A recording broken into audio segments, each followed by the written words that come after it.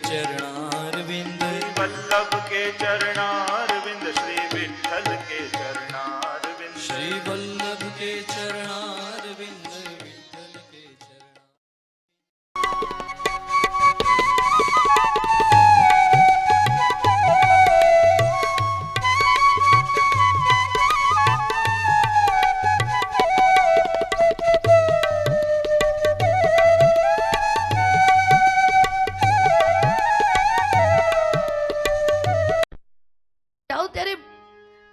भगवत स्वरूप ने सामे पण भावना करो।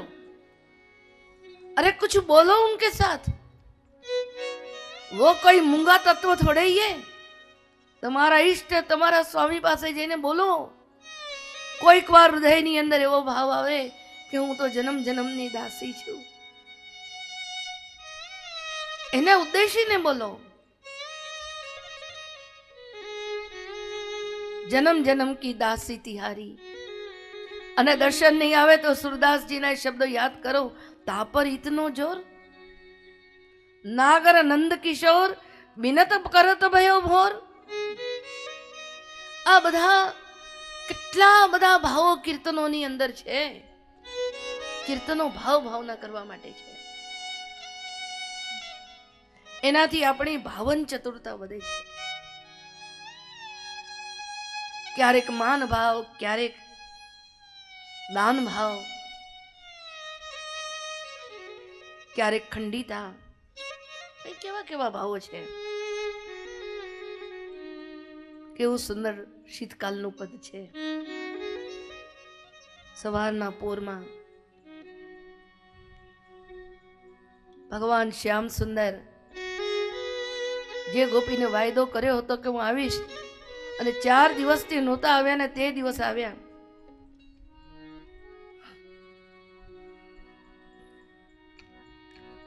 જરી કો જરાય વેકો, તાતો તન તાય વેકો, બળીને બાળવા માટે પાછા આવ્યા।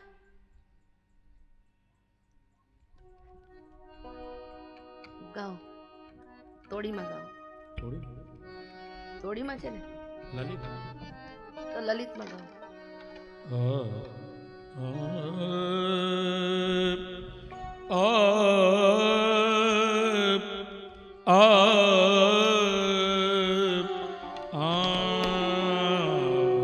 બહુ સુંદર પદ છે। ભાવ ભાવના કરવા જેવું। કાજુ બસે સારી રાત નંદ દૂત, કાજુ બસે સારી રાત,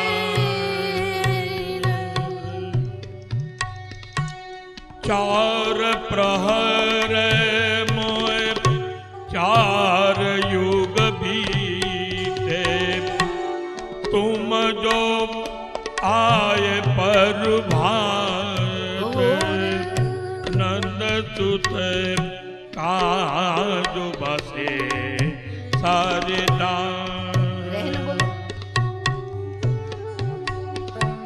लटपट पाग नींद भरी किया, काजर न जो तेरे गाल,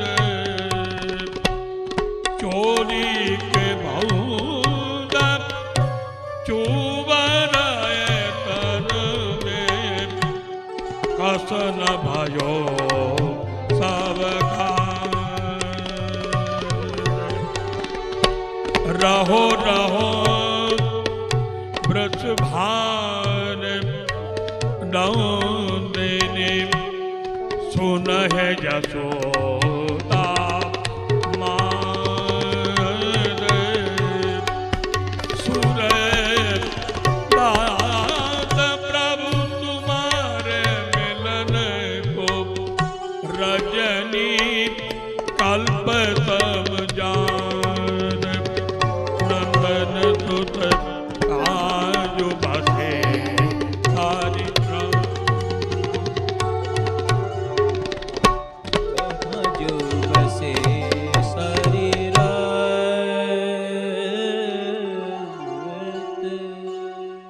આ બધા કીર્તનો બસ આપણે કીર્તનો શીખીએ છીએ, પણ આ શીખીને એનો ઉપયોગ એ છે આપણે ભાવ ભાવના કરતા શીખીએ. આ રીતે 3 શ્લોકમાં મંગલાચરણ થઈ ગયું.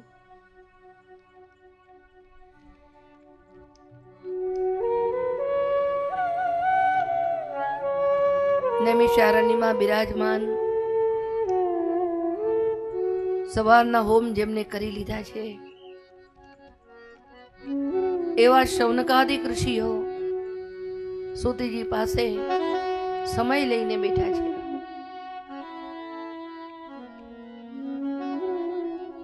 કથાયામ સક્ષણા હરે તો એકદા તુ મુનયઃ પ્રાતર્હુતહુતાગ્નયઃ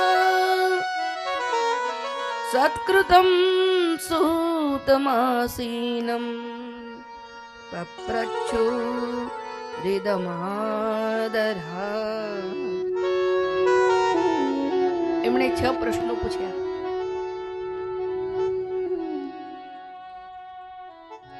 પહેલો ફલ સંબંધી પ્રશ્ન પૂછ્યો.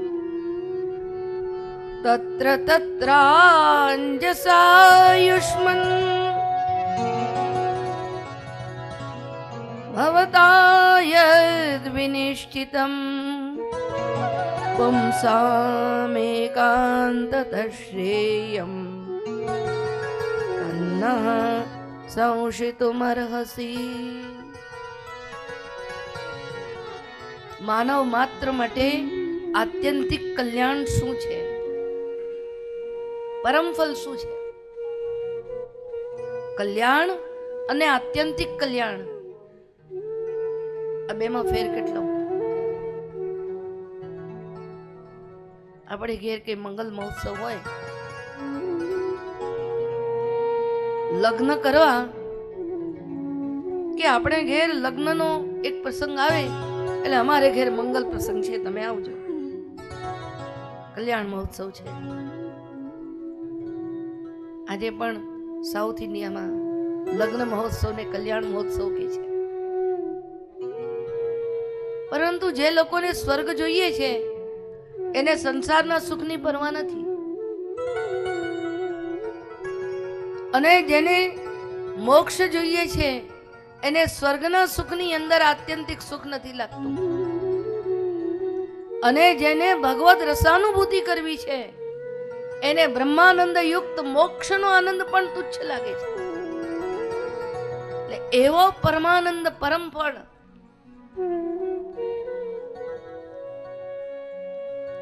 એ શું છે એ અમને સમજાવો, અને આ પરમાનંદને પામવાનું સાધન શું? પ્રાયેણાલ્પાયુષ સભ્ય કલાવસ્મિન યુગે જનાઃ મંદાસુ મંદમતયો મંદભાગ્યાયુપદ્રુતાઃ.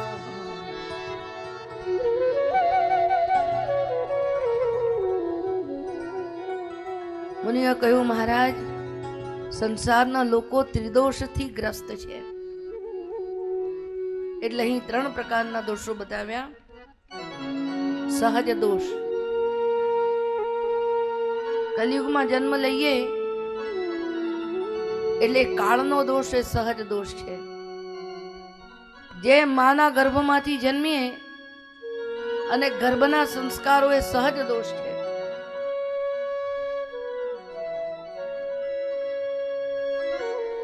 અને જન્મ્યા પછી અકસ્માતથી થતા દોષો મંદા સુમંદમતયઃ મંદભાગ્યાયુપદ્રુતાઃ.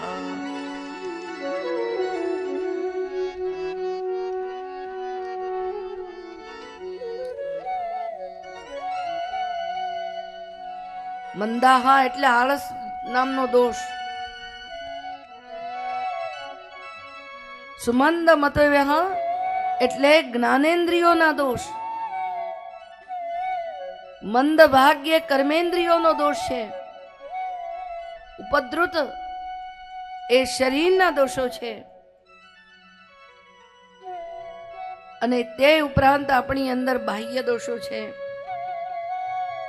ભૂરિની ભૂરિ કર્માણી શ્રોતવ્યાની વિભાગશ અત સાધોત્ર યત્સારમ સમુદ્રોત્યમ નિશયા. આપણે ઘણા બધા બાહ્ય કામો કરવા પડે છે. સંસારના કામ કે ઓછા થોડા છે. હવે હું ભાગવતજી વાંચવા માંગુ ને, પણ જો કામ કરવા આપણે બેસી જઈએ તો ભાગવતજી બાજુમાં રહી જાય, વ્યવસ્થામાં પડી જવું પડે. અને લગભગ બીજા બધા એટલા બધા કામો આપણને ઘેરી વળે છે કે આપણે જે કરવાનું છે છૂટી જાય છે. આ આપણા બાહ્ય દોષો છે.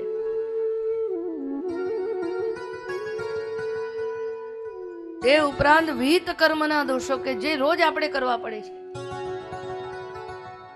જે આપણું રોજનું કામ હોય તો રોજ રોજ થોડું મૂકી દેવાય. આજે 8 દિવસ તમે વેપાર ધંધા મૂકશો, કેટલા દિવસ મૂકશો? જે રોજના વેપાર ધંધાના કામ કરવાના છે, નોકરીના કામ કરવાના છે, એના કલાકો તો આપણે કાઢવા જ પડશે. એટલે વિચાર કરો કે ભગવત કાર્ય કરવામાં કેટલી બાદબાકી થઈ ગઈ. આપણા લૌકિક કામો કેટલા બધા, અર્થના ઉપાર્જન સંબંધી કામો, નાવું ધોવું, ખાવું પીવું, રસોઈ બનાવવામાં સમય તો જવાનો જ ને. આપણા દેહ સંબંધી કેટલા બધા કૃત્યો છે. અરે જવા દો, આપણા ઘર સંબંધી કેટલા બધા કૃત્યો છે. સાફ સૂફ કરવી, અરે ન કરીએ તો ઉપર રહીને કરાવવું, કપડા ધોવા, ધોવડાવવા, આખો દિવસ ઘરના કેટલા બધા કામ છે. તે ઉપરાંત આપણા બહારના કામ, બજારમાં જવું, ખરીદી કરવી, અને એથી ઉપરાંત સગા સંબંધીઓના અને મિત્રોના મન જાળવવાના. આજે કોઈ લગ્ન આવ્યો, આજે કોઈ વિવાહ થયો, આજે આ પાર્ટીમાં જાઓ ને. હવે તો આ પાર્ટીઓ બહુ વધી ગઈ છે. દરેક વસ્તુમાં પાર્ટી વધી ગઈ. ક્યાં ગયા છે? તો કે જે પાર્ટી હતી ને ત્યાં ગયા છે. આ બધું કરતા કરતા આપણને સમય કેટલો મળે બોલો? આત્મકલ્યાણ માટે આજના વર્તમાન જમાનાના આ ઝડપી વેર દોડતા સમયમાં કેટલી વાર આપણે રોકાઈ શકીએ છીએ. અરે ઘણી વાર તેમ થાય કે ખાવાનો સમય નથી મળતો, અને ઘણી વાર એમ થાય કે ઊંઘવાનો સમય નથી મળતો. કારણ કે અડધી રાત્રે ઘંટડીઓ વાગતી હોય, અને ઘણાના તો ધંધા જેવા હોય કે રાત્રે જ બધી ઘંટડીઓ વાગે.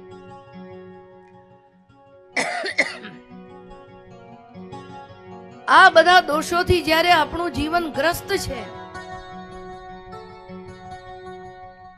એ વખતે એવું કંઈક અમને કરવાનું કહો, શોર્ટ એન્ડ સ્વીટ, જેનાથી જલ્દી અમારું આત્મકલ્યાણ થાય.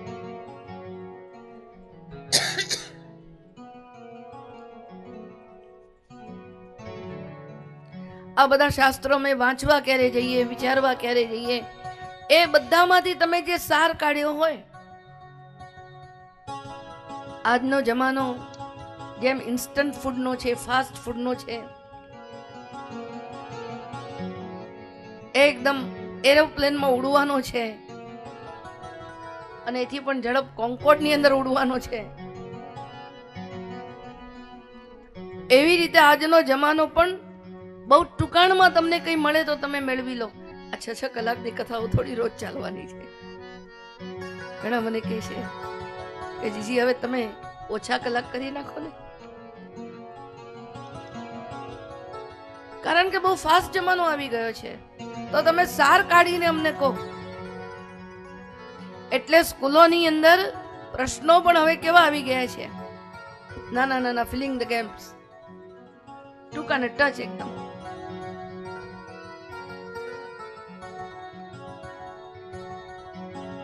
તો એવું અમને એક સાર કહો. સાધન સંબંધી આ પ્રશ્ન છે. અને ત્રીજો પ્રશ્ન ભગવાન કૃષ્ણ સંબંધી પૂછ્યો. સૂત જાનાસી,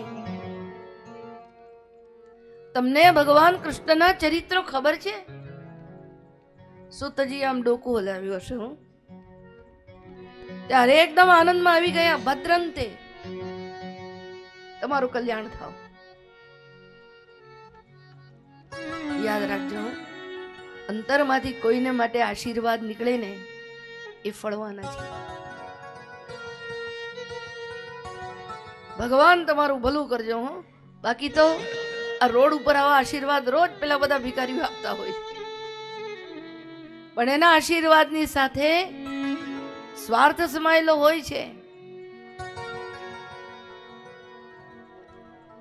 મહાપ્રભુજી આજ્ઞા કરે છે, ભાગવત શ્રવણ કર્યા પછી દક્ષિણા શું આપશો? તમે એવી રીતે શ્રવણ કરો કે તમારા હૃદયમાં આનંદ ઉમટે, અને આનંદ ઉમટે ને તમે કહો કે ભદ્રંતે, બસ ભગવાન તમારું ભલું કરો. તમે વક્તાને આટલા આશીર્વાદ આપો ને એ મોટામાં મોટી દક્ષિણા છે. વક્તાને માટે આજે તમે આ ધોતી લાવ્યા ને કપડાં લાવ્યા ને આ લાવ્યા, ભેટ લાવ્યા, ચાંદી લાવ્યા, સોનું લાવ્યા.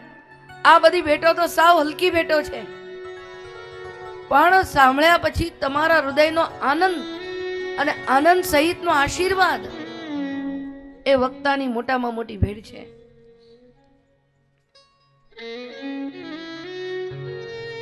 જે ભગવાનના ચરિત્રો સાંભળીને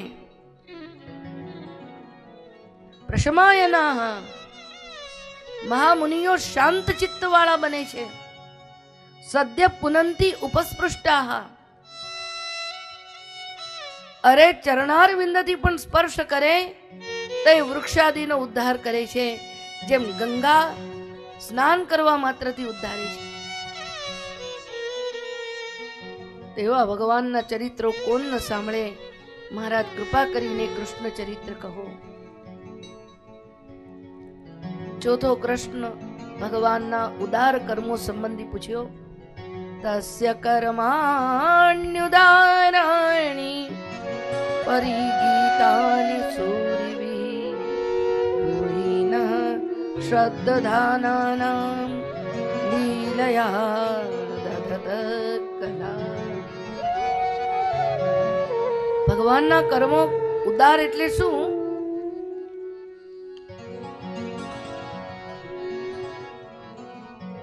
ઉદાર કર્મોનો અર્થ છે તમારી પાત્રતા કે અપાત્રતાનો વિચાર કર્યા વગર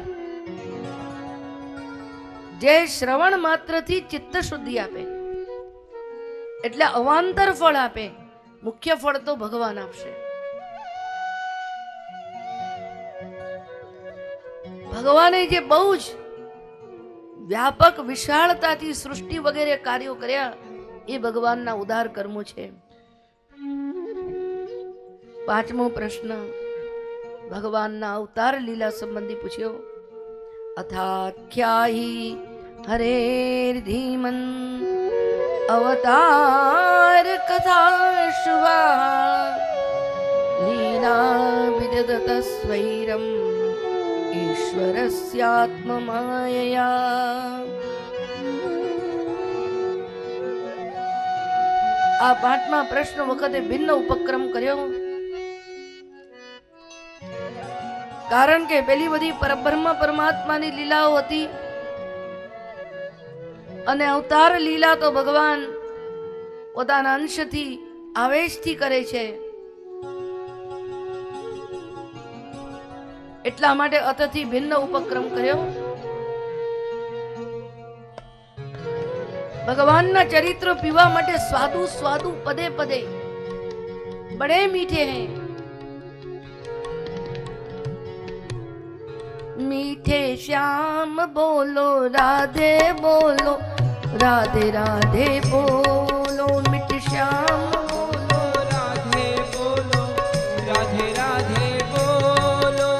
श्याम बोलो राधे बोलो राधे राधे बोलो श्याम बोलो राधे राधे बोलो मीठे श्याम बोलो राधे बोलो राधे राधे बोलो मीठे श्याम बोलो राधे बोलो राधे राधे बोलो राधे राधे बोलो चाहे कृष्णा कृष्णा बोलो राधे राधे बोलो चाहे कृष्णा कृष्णा बोलो मीठे श्याम बोलो राधे राधे बोलो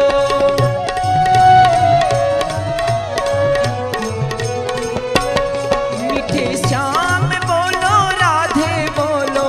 राधे राधे बोलो बोलो कृष्ण कन्हैया। छठो प्रश्न धर्म संबंधी कर्यो। धर्मः कं शरणं गतः।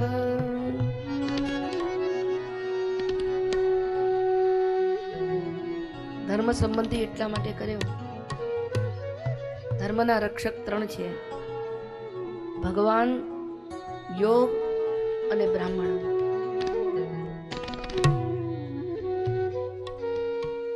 જે બ્રહ્મનિષ્ઠા વાળા બ્રાહ્મણો હતા, જેમનામાં બ્રહ્મત્વ નામની દેવતા હતી, ધીરે ધીરે બ્રહ્મત્વ ખોવાઈ ગયું. એટલે હવે રક્ષા કરનારા નથી રહ્યા. યોગ પણ રક્ષા કરનારો નથી રહ્યો, કારણ કે આપણું મન નિરુદ્ધ નથી. ભગવાન કૃષ્ણ ભૂતળ ઉપર બિરાજતા હતા ત્યાં સુધી એમને ધર્મની રક્ષા કરી. પ્રિયજનો, ધર્મની રક્ષા એટલે શું? બસ આપણે મંદિરો બનાવીએ, કથાઓ કરીએ, ધર્મના નામે મોટા મોટા મેલાવડાઓ કરીએ, શું આ ધર્મ રક્ષા છે? ધર્મ રક્ષા એ છે એના અનુશાસનમાં રહીએ, એના આદેશ અને ઉપદેશ પ્રમાણે આપણા જીવનનું ઘડતર કરીએ.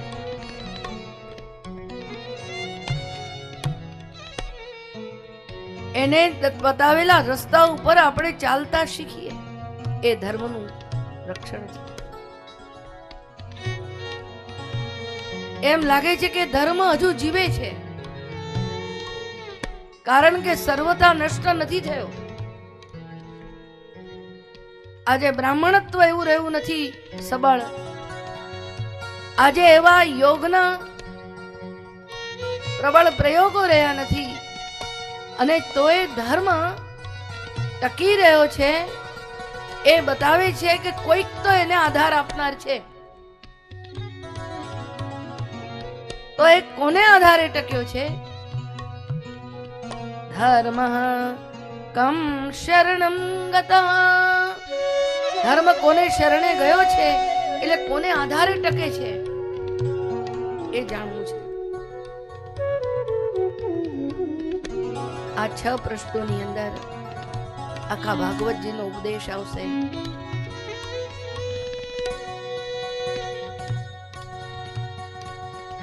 ભાગવતજીનું જ્ઞાન આપનાર પરમ ગુરુ પરમ મુનિ સુખદેવજીના 2 શ્લોકમાં વખાણ કર્યા અને વંદન કર્યા. કારણ કે વંદન કરતા પહેલા એ વંદનીય પુરુષના ગુણગાન ગાવા જરૂરી છે. બાકી તો એ વંદન કેવળ એક ક્રિયા માત્ર થઈ જાય. સુખદેવજીના વખાણ એમના વૈરાગ્ય સ્વરૂપને લઈને કર્યું, યમ પ્રવ્રજંતમમાં. અને આ ગુરુ પાસે એક દીવો છે. ઘણી વાર એવું વર્ણન આવે કે ગુરુ પાસે એવું કાજળ છે. ઘણી વાર એવું પણ વર્ણન આવે કે ગુરુ પાસે કોઈ અંજન શલાકા છે. આ જુદા જુદાના કંઈક જુદા જુદા મતલબ છે. આ સુખદેવજી નામના ગુરુ પાસે ભાગવત નામનો દીવો છે.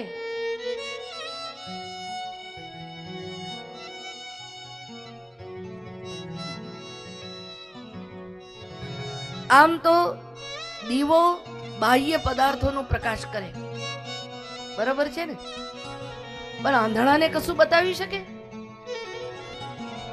એક આંધળો હતો, એ દીવો લઈને જતો હતો ફાણસનો. કોઈએ કહ્યું, એટલે આંધળા, તને કઈ દેખાતું નથી અને તું ફાણસ લઈને જાય છે, કઈ ઉપયોગ ખરો? પેલો કે છે, હા, તારે માટે કરો. તો કે ના. કોને માટે? તો કે તમારે માટે. તમે મને અથડાઈ છે. તો બહાર દીવડાઓ આપણે સળગાવીએ તો આંધળાને તો બીજા માટે હોય છે, પણ આ એક દીવો એવો છે જે ખરેખર આંધળા માટે જ છે.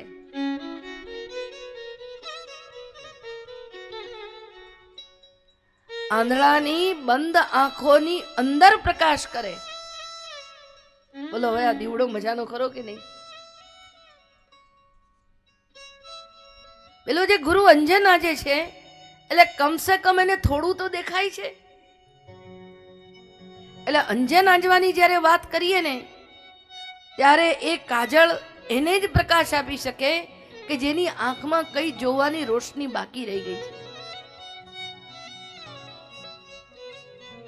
ને આંજવા માટેનું સાધન એટલે શલાકા. જ્ઞાનાંજન શલાકયા, અંજન શલાકા. કારણ કે એમને એમ તો આંખમાં આંજી ન શકાય, એટલે વળી આંજવા માટેનું સાધન પણ આપ્યું. કારણ કે ઘણી વાર ડબ્બી અંદર પડેલી હોય છે, પણ ઘણા માણસોને લઈને આંજવાનો આમ ડર લાગે. હવે તો લોકો આંજતા જ નથી, મસ્કરા વાપરી વાપરીને પૂરું કરે છે. અથવા તો પેલી લાકડી આવી ગઈ છે. કૃષ્ણ કનૈયા.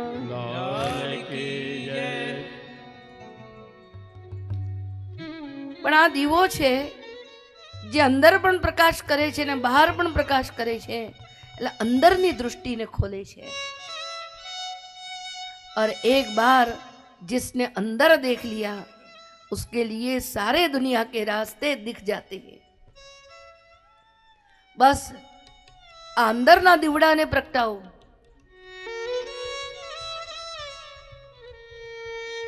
કોણ પ્રગટાવે અંદરના દીવડાને? તો કે જેનું આવું સ્વરૂપ હોય. યસ્વાનુભાવમ અખિલ શ્રુતિસારમેકમ અધ્યાત્મ દીપમતિતિતિર્ષતામ તમોંધમ સંસારિણામ કરુણયાઃ પુરાણ ગુહ્યમ તમ વ્યાસસૂનો મોપયામિ ગુરુમ મુનિનામ. આ દીવો એવો છે સ્વાનુભાવમ, સ્વયં પ્રકાશિત છે એવો કોઈ દીવો? આજે તો બધા જ દીવાને પ્રગટાવવા પડે. એક દીવો બીજાને પ્રગટાવે, બીજો ત્રીજાને પ્રગટાવે, અને પ્રગટ્યા પછી બુઝાઈ જાય તો એ ખબર ના પડે. પણ આ દીવો સ્વયંભૂ દીપક છે. જેમ ભગવાન સ્વયંભૂ છે, સ્વરાજ છે, એમ શ્રીમદ ભાગવત વેદવાણી હોવાથી સ્વરાજ છે, સ્વતઃ અંદર પ્રકાશિત દીપક છે. કારણ કે અજવાળું ભગવાનનું પોતાનું છે.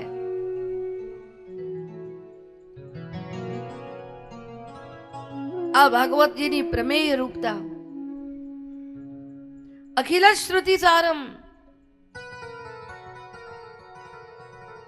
આ દીવો બધી જ શ્રુતિઓની અંદર વેર વિખેર પડેલો હતો.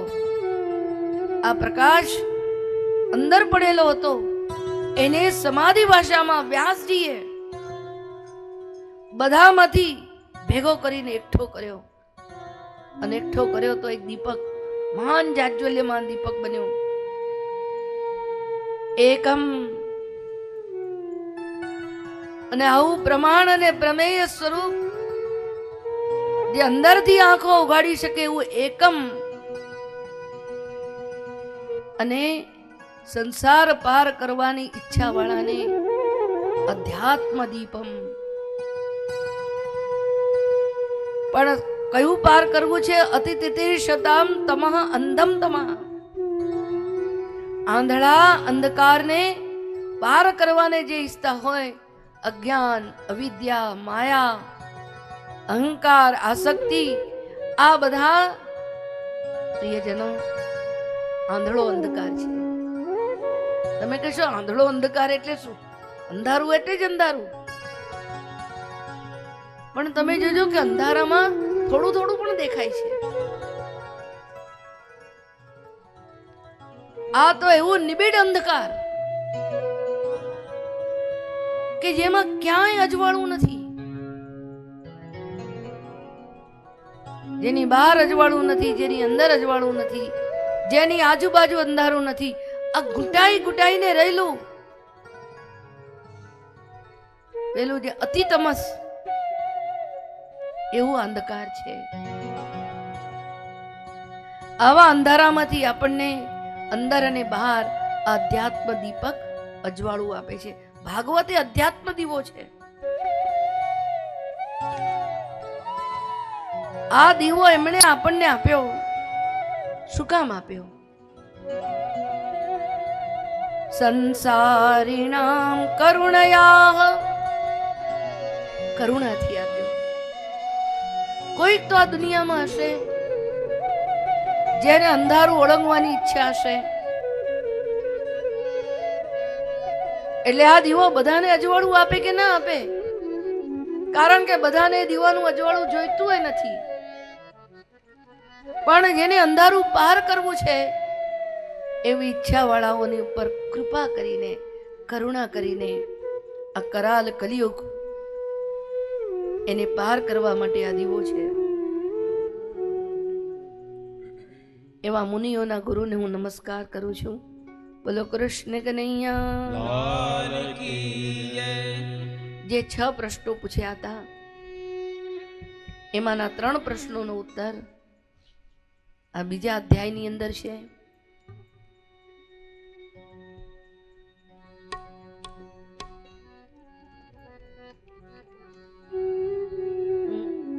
બીજું કોઈ રાખ લો.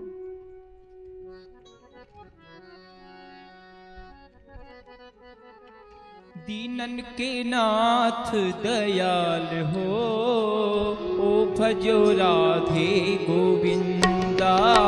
दीनन के नाथ दयाल हो, ओ भजो राधे गोविंदा. दीनन के नाथ दयाल हो, भजो राधे गोविंदा. दीनन के नाथ दयाल हो, भजो राधे गोविंदा. दीनन के नाथ दयाल हो, ओ भजो राधे गोविंदा. राधे गोविंद भजो राधे गोविंदा. राधे गोविंद भजो राधे गोविंदा. राधे गोविंद भजो राधे गोविंदा. राधे गोविंद भजो राधे गोविंदा. मुरली मनोहर घनश्याम हो, ओ भजो राधे गोविंदा. मुरली मनोहर घनश्याम हो, ओ भजो राधे गोविंदा.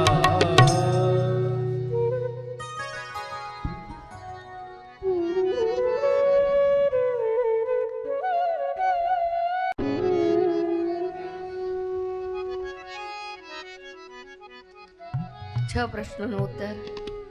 એમાં 3 પ્રશ્નો આત્યંતિક ફળ એ તો પરબ્રહ્મ પરમાત્મા શ્રી કૃષ્ણ જ છે, પણ વચ્ચે વચ્ચે અવાંતર ફળો આવે છે.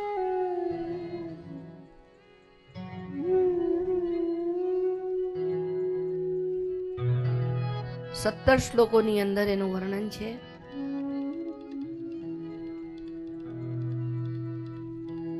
ફળ અને સાધન સાંકળીને ઉત્તર આપ્યા છે. ધર્મ સાધનમ, અને જ્યારે ધર્મ સાધન હોય ત્યારે કથા રુચિ સાધ્યા.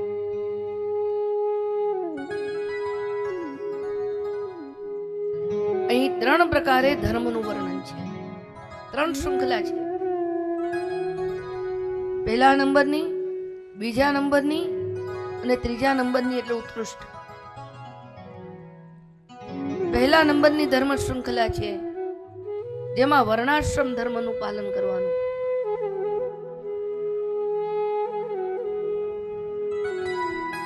જેમાં આપણે વૈદિક ધર્મોનું પાલન કરીએ, એમાં બતાવેલા નિત્ય યજ્ઞો, નૈમિત્તિક યજ્ઞો, આ બધા આપણે પાળીએ. એ બધાથી જે ધર્મ ઉત્પન્ન થાય છે, અપૂર્વ ઉત્પન્ન થાય છે, એ જુદા જુદા ફળ ભોગવવા માટે નથી. ધર્મના આચરણથી જે શૌત અને સ્માર્ત ધર્મોનું પાલન છે, એના આચરણથી જે અપૂર્વ ઉત્પન્ન થાય છે, એના દ્વારા સ્વર્ગાદી ફળ ભોગવવાના નથી. કથા રુચિ સાધ્યા, ચિત્ત શુદ્ધિ એનાથી સિદ્ધ થાય. અને બીજી પરંપરા છે જેમાં શ્રવણ નામનો ધર્મ છે. કારણ કે બધા વર્ણાશ્રમ ધર્મનું પાલન કરી શકતા નથી. ના કરાલ કલયુગમાં તો હવે એનું પાલન જ શક્ય બહુ રહ્યું નથી.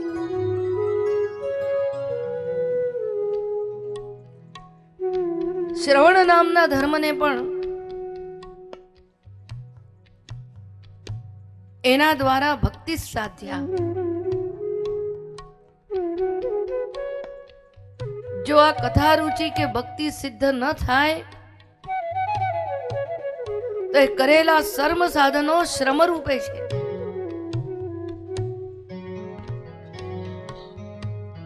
શ્રી આચાર્ય ચરણ આજ્ઞા કરે છે, જ્યારે આપણે ધર્મોનું આચરણ કરીએ, અંતઃકરણ શુદ્ધ થાય, ત્યારે ત્રણ પ્રકારનું જ્ઞાન અને ત્રણ પ્રકારની ભક્તિ ઉત્પન્ન થાય છે. કથા રુચિ, શ્રવણાદિ અને ભગવત પ્રેમ. એ રીતે ત્રણ પ્રકારનું જ્ઞાન ઉત્પન્ન થાય છે: આત્મજ્ઞાન, તત્વજ્ઞાન અને ભગવત જ્ઞાન. એટલે બધા એ જ સાચો ધર્મ છે. સવૈ પુંસામ પરો ધર્મ યતો ભક્તિરધોક્ષજે અહૈતુક્ય પ્રતિહતા યયાત્મા સંપ્રસીદતિ યયા આત્મા સંપ્રસીદતિ.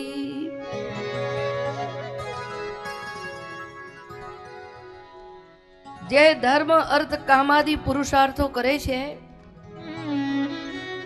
એવો જે પુરુષાર્થ કરનાર પુરુષાર્થવાદી છે, એને માટે એ જ સાચો ને પરમ ધર્મ છે જે ભગવાનમાં ભક્તિ ઉત્પન્ન કરે. આ ભક્તિ પણ ક્ષણજીવી નહીં. જેમ માણસને સ્મશાન વૈરાગ્ય આવે છે ને, એમ મને લાગે છે સ્મશાન ભક્તિ પણ જાગે છે. સ્મશાનમાં જઈને બધાને એમ થાય છે કે બસ આ સંસારમાં શું રહેવાનું, ચાલો ને ઠાકોરજીની રોજ સેવા કરીએ અને ભક્તિ કરીએ.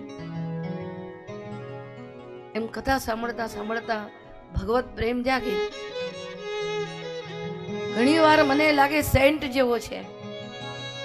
સેન્ટ થોડી વાર તો બહુ સુગંધ આપે અને 15-20 કે અડધો કલાક થાય પછી હવામાં ઉડી જાય. એમ આપણો પ્રેમ પણ હવામાં ઉડી જતો હોય છે. અહીં તો અહૈતુકી અપ્રતિહતા,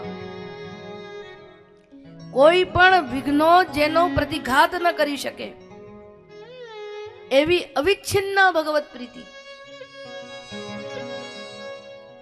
અને એ પ્રીતિ પણ ઘણી વાર ભગવાને ઘણા કામ કર્યા છે, લોકોના કાર્યો પાર પાડ્યા છે.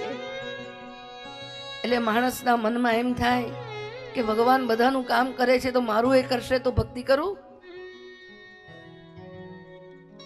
એટલે કઈક કામના લઈને કૃષ્ણની ભક્તિ કરે તો કે ના, અહૈતુકી,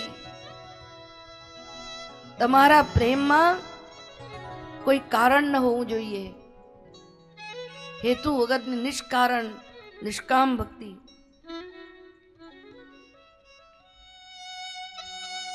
અને આ ભક્તિ આપણા હૃદયમાં જાગે કે આપણે જે સાધન કરીએ છીએ એનું અંતિમ ફળ શું છે? પરમ ફળ તો પછી મળશે, પણ અવાંતર અંતિમ ફળ આત્મપ્રસાદ. એટલે ભગવાન પ્રસન્ન થાય.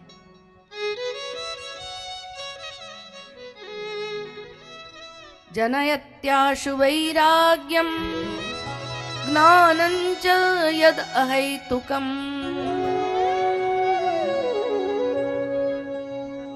ધર્મઃ સ્વનુષ્ઠિત પુંસામ વિશ્વક્સેન કથાસુ યઃ નોત્પાદયેદ્યદિ રતિમ શ્રમયેવ હિ કેવલમ. ચાહે એ વર્ણાશ્રમાદિ ધર્મ હોય કે શ્રવણ નામનો ધર્મ હોય, વિશ્વક્સેન ભગવાનની કથામાં પ્રીતિ ન ઉત્પન્ન કરે તો સમજી લેજો એ ધર્માચરણ કરવું એ શું અને ન કર્યું તો એ શું, સાવ નકામું ગયું.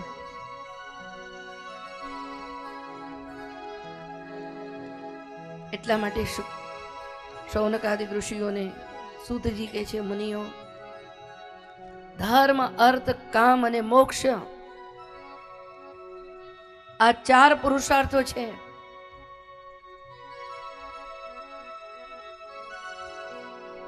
ધર્મ એ મોક્ષને માટે છે, ધર્મ એ ધનને માટે નથી.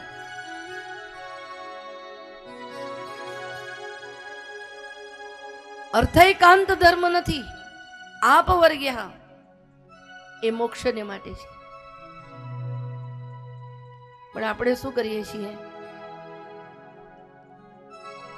સાધ્યને સાધન બનાવી દીધું અને સાધનને સાધ્ય બનાવી દીધું. જેમ કોઈ દૂધણી ગાયને દુહે ને અને પછી એનાથી દૂધ પીને મોજ મજા કરે, એમ આજે આપણે ધર્મને દૂધણી ગાય બનાવી દીધી છે.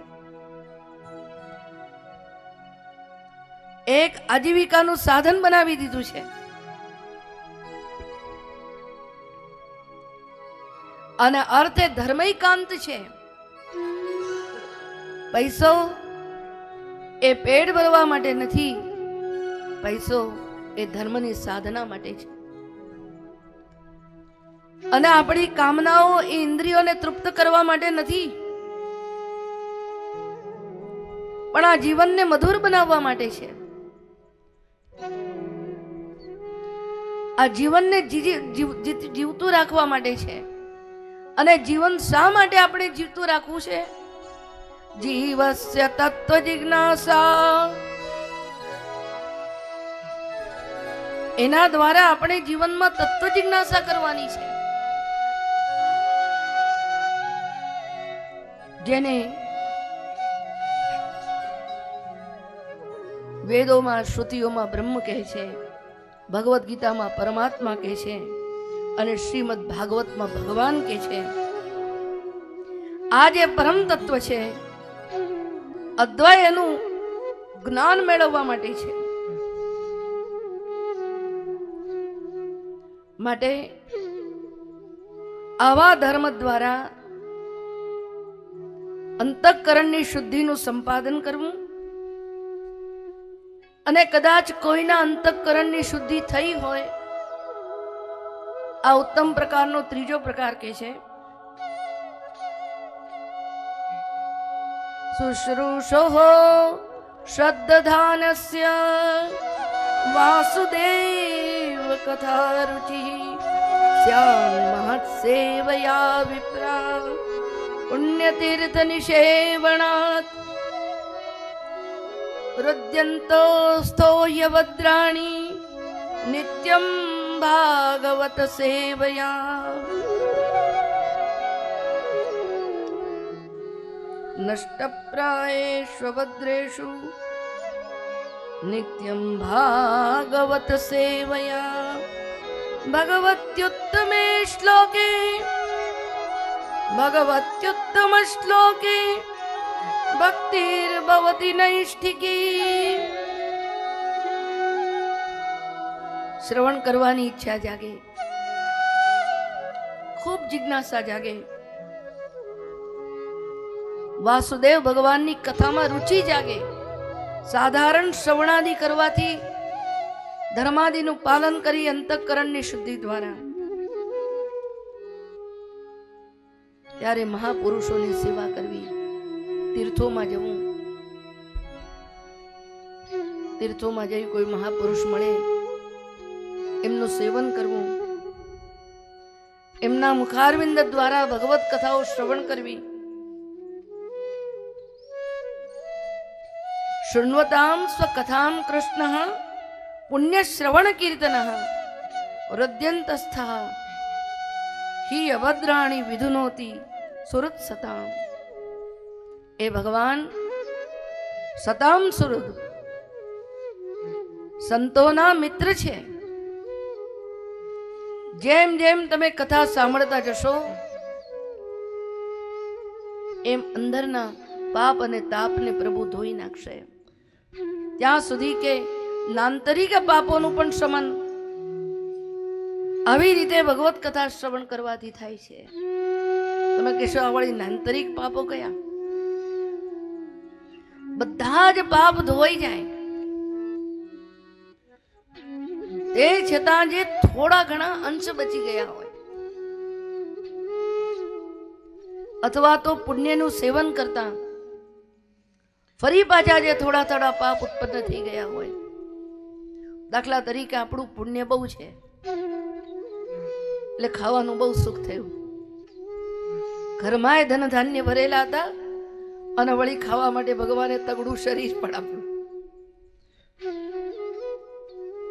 પછી તો રોજ મીઠાઈઓ જેટલી ઉડાવી હોય ને ચટાકેદાર જે ખાવું હોય તે ખાય, પણ ખાવાની તો હદ હોય ને. એમ કરતા કરતા કોઈ દિવસ પેટ ઉપર આફરો ચડે તો એ સુખની અંદર પણ દુઃખ જ છે ને. દાખલો કે ભગવાન તમને બહુ મોટું ઘર આપે, નોકર ચાકર, પણ એ બધાને સંભાળીને સાચવી રાખવું, મને લાગે છે એના જેવી માથાકૂટ બીજી કોઈ નહીં હોય. જેટલું તમે વધારતા જાઓ ને સુખ એટલું મળે, પણ દુઃખ એનાથી 10 ગણું મળે.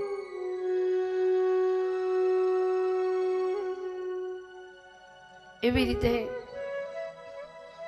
આપણા જે થોડા ઘણા અંશ બચી ગયા હોય, બધી વાસનાઓ નથી ધોવાતી, અને છેલ્લે જે ભગવતકૃત વાસના છે, ભગવાને જે મૂળ વાસના આપણને આપી છે તો ધોવાતી જ નથી.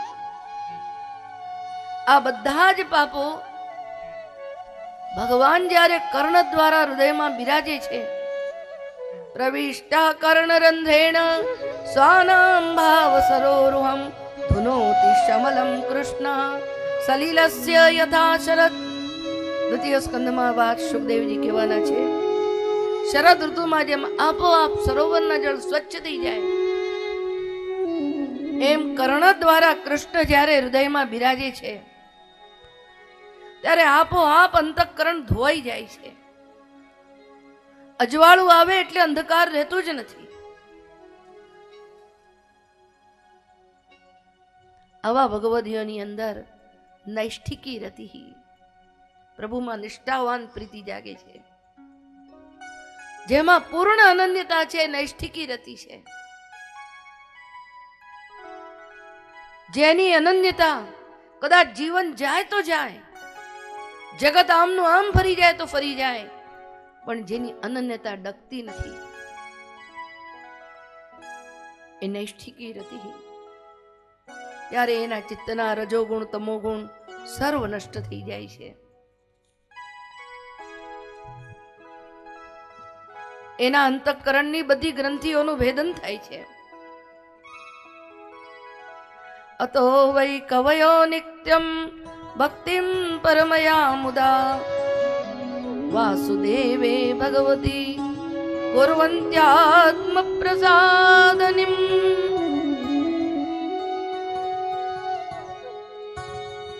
સૂતજી એક વાત બીજી આગળ કહી છે. ભગવાનની ઘણા પ્રકારની મૂર્તિઓ છે, કારણ કે પ્રકૃતિ ભગવાને જ બનાવી છે.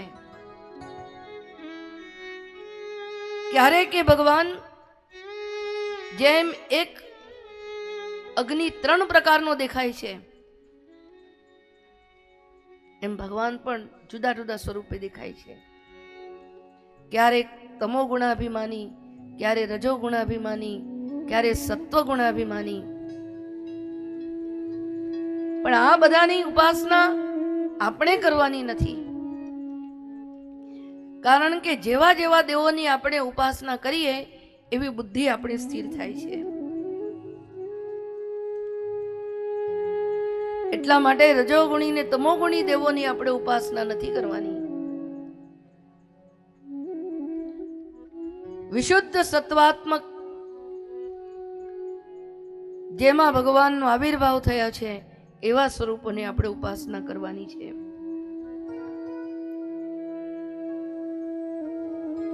કારણ કે સત્વ રજ તમ ગુણથી ભગવાન બંધાતા નથી, આપણે બંધાઈએ છીએ. આપણે એવા ગુણોથી ન બંધાઈએ, માટે એવા પ્રભુની આપણા હૃદયમાં પ્રીતિ ને ભક્તિ જાગે.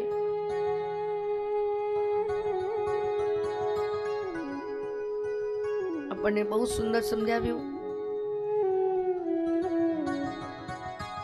બધા જ વાસુદેવો, વેદ વાસુદેવ પર છે. શ્રુતિ, યોગ, સાંખ્ય, પાશુપત શાસ્ત્ર વગેરે બધું જ વાસુદેવ ભગવાનનું સ્વરૂપ છે. વાસુદેવ એ વિશુદ્ધ સત્વમાં આવિર્ભૂત મૂર્તિ છે.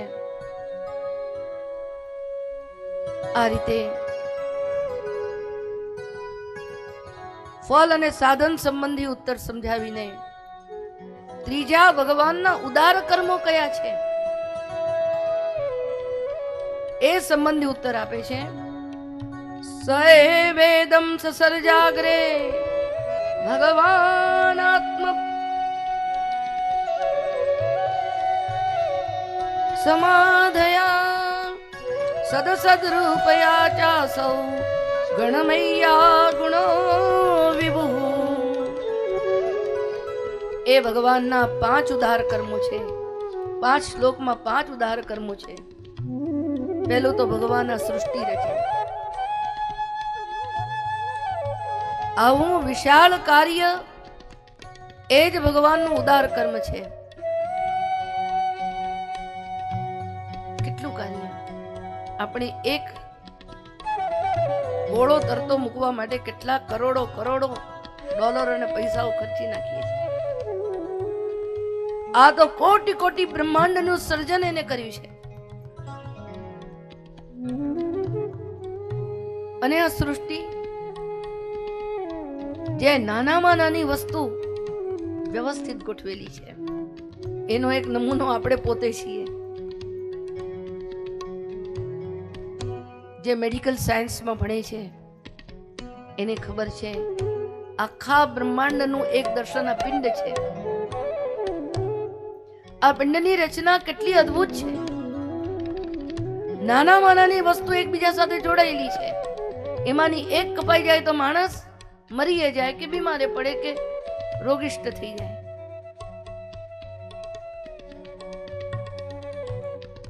આ સૃષ્ટિનું સર્જન એ ભગવાનની એક ઉદાર કર્મ છે. અને આ સૃષ્ટિની અંદર એ જ ભગવાને તત્સૃષ્ટવા તદૈવાનુપ્રાવિશત, એની અંદર ભગવાને પ્રવેશ કર્યો. આ બીજું એનું ઉદાર કર્મ છે. જેવી રીતે લોઢાની અંદર અગ્નિનો પ્રવેશ થાય, એમાં જે ભગવાનનું સદન સ્વરૂપ જગત છે એમાં ભગવાન પૂર્ણ અંદર પ્રવેશે છે, અક્ષર બ્રહ્માત્મક. અને પછી એમાં જીવ ભાવથી જે નાનાત્વ છે, અનેક રૂપતા, સર્વભવન સંભવતા, એ ભગવાનનું ત્રીજું સૃષ્ટિ કાર્ય છે.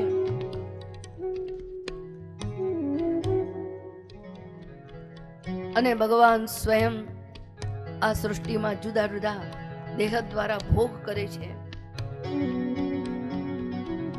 એ ભગવાનનું ચોથું ઉદાર કર્મ છે. અને આ સૃષ્ટિની રક્ષા કરવા માટે અનેક યુગોથી જુદા જુદા અવતારો લઈને કે બીજા અનેક પ્રકારે ભગવાન આ સૃષ્ટિની રક્ષા કરે છે. એ ભગવાનનું પાંચમું કર્મ છે. ભાવયત્યેવ સત્વેન લોકાન વૈ લોક ભાવન. ભાવયતી એટલે પાલયતી. એ ભગવાન સૃષ્ટિનું પાલન કરે છે. બોલો કૃષ્ણ કનૈયા. ત્રણ પ્રશ્નોનો ઉત્તર આપ્યો. બાકીના 3 પ્રશ્નો બાકી રહ્યા. હરિ નારાયણ નારાયણ હરિ હરિ. જય જય નારાયણ નારાયણ હરિ હરિ.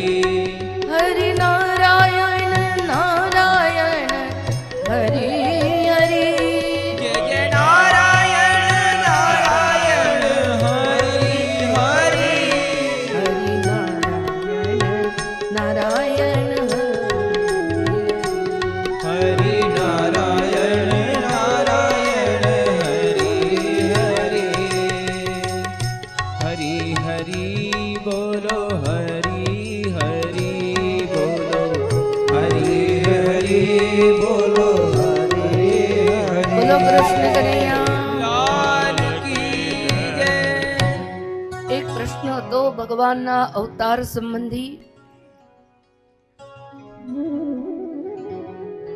કૃષ્ણાવતાર સંબંધી પ્રશ્નનો ઉત્તર આ હિનાધિકાર હોવાથી સ્પષ્ટ રૂપે એમને આપ્યો નથી, ખાલી ઉલ્લેખ માત્ર કર્યો છે.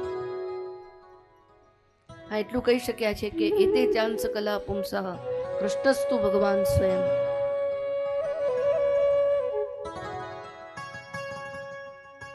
રામકૃષ્ણ અવતારોનો ઉલ્લેખ પણ કર્યો છે.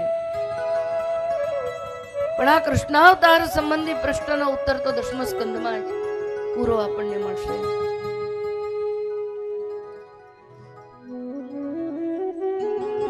ધર્મ કોણે શરણે ગયો? ધર્મ ભાગવતને શરણે ગયો તો જે ટક્યો છે. કારણ કે ભાગવત એ ભગવત રૂપ છે અને એ પણ એ વધારે સમજી શક્યા નથી, પોતાના અધિકાર પ્રમાણે સમજ્યા છે. એટલે એ સંબંધી એમને ટૂંકો ઉત્તર આપ્યો છે.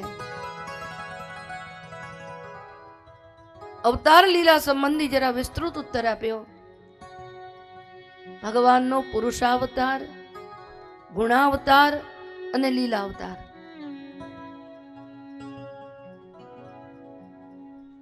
ભગવાન પુરુષાવતાર સ્વરૂપે અવ્યક્તમાંથી વ્યક્ત બને છે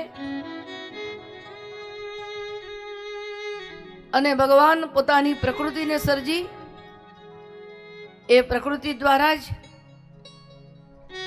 આખું બ્રહ્માંડનું સર્જન કરે છે અને એ બ્રહ્માંડમાં ભગવાન સ્વયં બિરાજે છે. પશ્યન્ત્યદો રૂપ મદાભ્રચક્ષુષા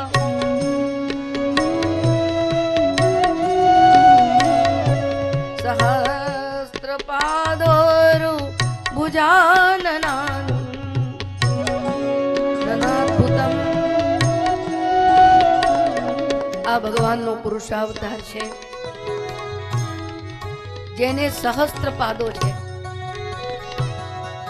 આખા પુરુષ સૂક્તનું વર્ણન જાણે આમાં છે. પહેલા 4 ગતિ કરાવનારા, ક્રિયા કરાવનારા ભગવાનના કાર્યો કયા? એમાં એ સહસ્ત્ર ચરણ વાળો છે.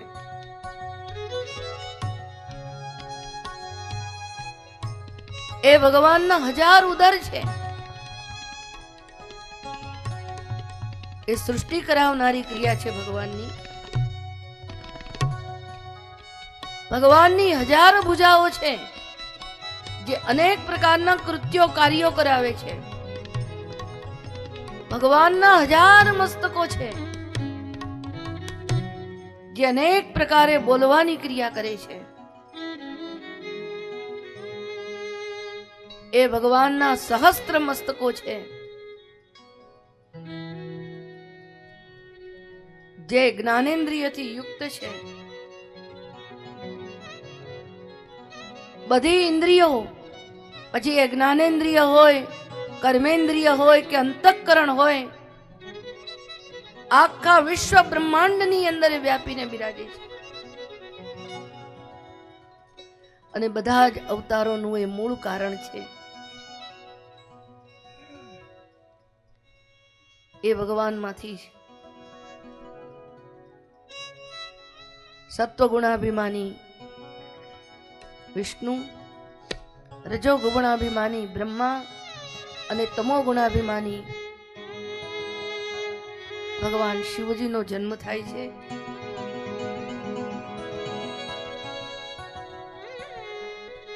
અને એ ભગવાનમાંથી જ જે આ 24 અવતારોની લીલા આવે છે, એમાં જુદા જુદા પ્રકારના અવતારો થાય છે. પહેલો અવતાર સનત કુમારોનો શ્રી મહાપ્રભુજીએ બહુ સુંદર આજ્ઞા કરી.